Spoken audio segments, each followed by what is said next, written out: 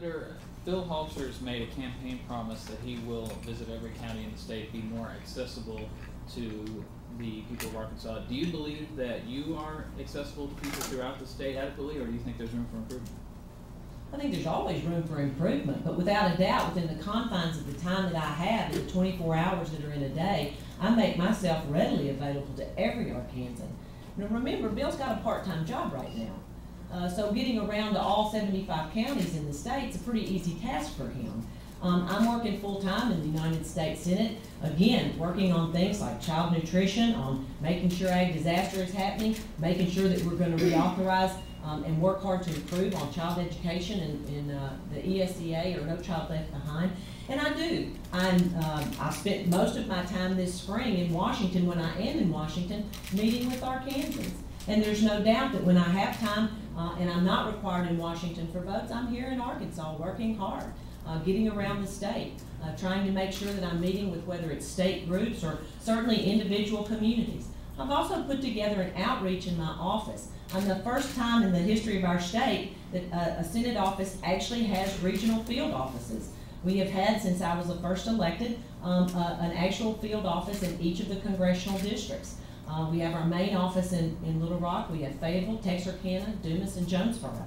So we have a ready presence in those communities with individuals to talk about them, whether it's water projects they need, or community health centers, or whether it's working with disaster assistance and helping to rebuild the hospital and Mountain Home, a host of other things where we actually play an integral role, and we are one in those meetings that are happening to try and serve the people of Arkansas the best possible way we can. So I feel like absolutely that Arkansans have tremendous access to me, to my time, and to the office that we have created.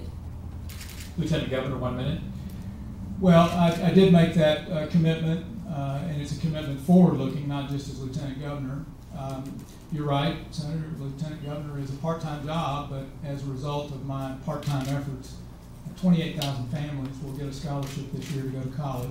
We will have moved from being among the lowest performing states in financial aid to being among the best in a single year. And I would say to folks, if you elect me as United States Senator, you'll never hear me give the kind of answer that Senator Lincoln did before, saying she was only one senator out of 100 and didn't chair the committee, because the question that I put to her, she didn't answer. I asked her what this reform bill, 10 years too late, does to help the Arkansans who are unemployed, the millions of Americans who are unemployed because of the meltdown, the people that have lost their homes, the people all across America who've lost their retirement savings. And what she said was, well, I was only a United States Senator, I wasn't a chair of the Thank you, Lieutenant Governor. Senator Lincoln, brief rebuttal. Well, I just simply say that what we have done is to prevent what happened before and ensure that it doesn't happen again. And I think that's a great step in the right direction.